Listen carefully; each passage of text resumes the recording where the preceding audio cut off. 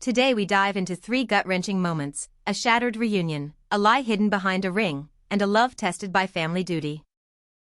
2 weeks after I was rushed to the with broken ribs, the doorbell rang. I opened it to find my girlfriend, eyes swollen, hair a tangled mess, trembling as if the world had collapsed. She clutched a small, trembling hand and whispered apologies that felt like shards of broken glass. The silence that followed was louder than any argument. I could feel the weight of her fear, her guilt, and the raw pain of our distance finally crashing into the room. We had been together 3 years, living under one roof for a year and a half. She was my anchor, the person I imagined proposing to next spring. Our evenings were filled with lazy movies, shared meals, and plans for the future. The night I got assaulted defending strangers, I thought her love would be my strongest shield. Instead, after the hospital, she grew quiet, withdrew into herself, and eventually moved back to her parents' house, leaving me baffled and heartbroken. Before the attack, she had been unusually restless, canceling plans and taking long, unexplained calls. She stopped answering my texts for hours, and her laughter felt forced when we finally talked. I noticed she avoided looking at my hospital updates, and the warmth in her voice faded. I blamed the trauma, convincing myself she just needed space. In hindsight, those tiny cracks were the early tremors of a deeper fear she never voiced, a fear rooted in her own childhood trauma. When she finally broke down at my door, she revealed the true cause. Memories of her abusive father's betrayal resurfaced as she saw me fighting.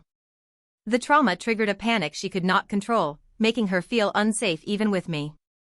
She confessed she had been sleeping at her parents' house, barely eating, and thinking she was a terrible girlfriend. The confession was a painful avalanche, shattering my hope but also giving me a glimpse of the hidden wound behind her distance. We decided to seek therapy together, hoping professional help could untangle the past. I promised patience, while she committed to confronting her. Though the road is long, the honesty sparked a fragile hope that love can survive even the deepest scars. Today we attend sessions weekly, and while the wounds still sting, we're learning to rebuild trust step by step, proving that true partnership can endure when both sides choose healing over silence.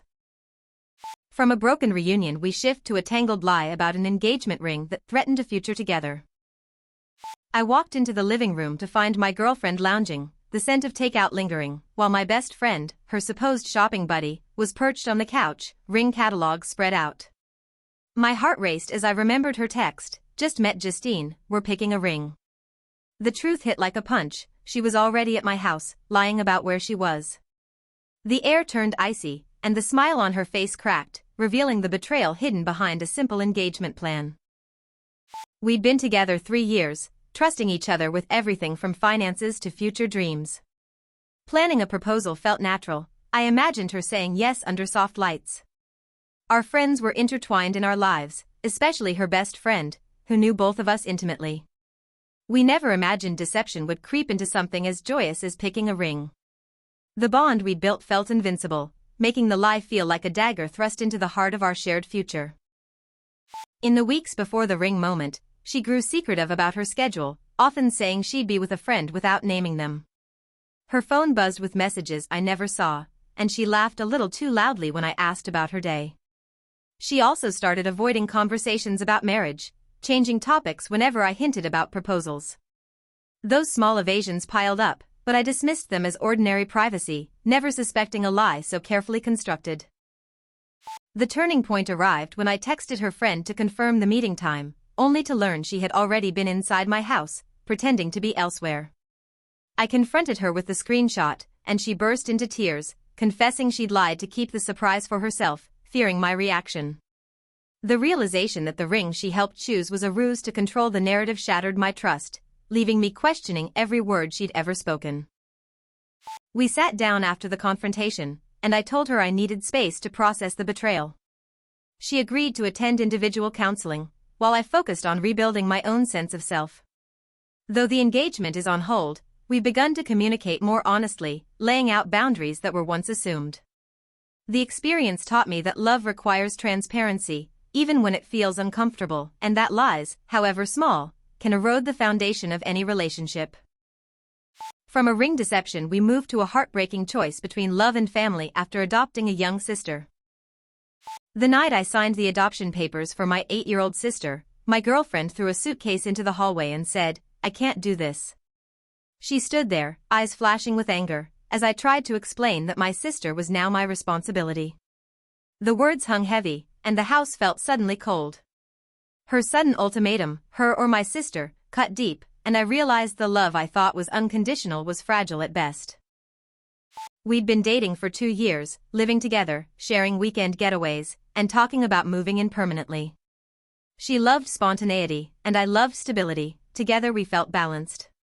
When my parents passed, I became her primary support, and adopting my sister seemed like the natural next step. I believed she would stand by me, as we had navigated other hardships together. The sudden shift in priorities exposed a hidden fault line that threatened to split our intertwined lives. After the adoption, I noticed she grew distant, often canceling dates to stay home with my sister. She snapped at the child for minor things and would disappear for hours, leaving us in silence. When I tried discussing our future, she would change the subject to her own plans. Small arguments about who would cook dinner turned into larger fights about where I spent my time. Those warnings whispered that something essential was breaking, but I hoped love could patch the cracks. The breaking point arrived when she delivered an ultimatum: either you choose me, or you choose my sister.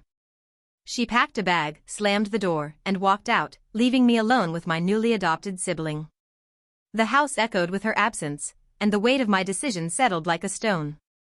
I realized she could not accept my responsibility toward my sister, and that love could not force her to share my familial duty. I told my sister we would be okay, and we found comfort in each other's presence. I focused on therapy for both of us, and she eventually moved out, ending the relationship. Today, we share a bedroom for security, but my sister is thriving in school and therapy. I've learned that true love sometimes means letting of a partner who cannot embrace your whole world. The pain remains, yet the strength to protect my family fuels my future. Betrayal cuts deep, but each story shows that healing is possible when we choose honesty, self-respect, and love for ourselves. Which story hit hardest today? Let me know in the comments.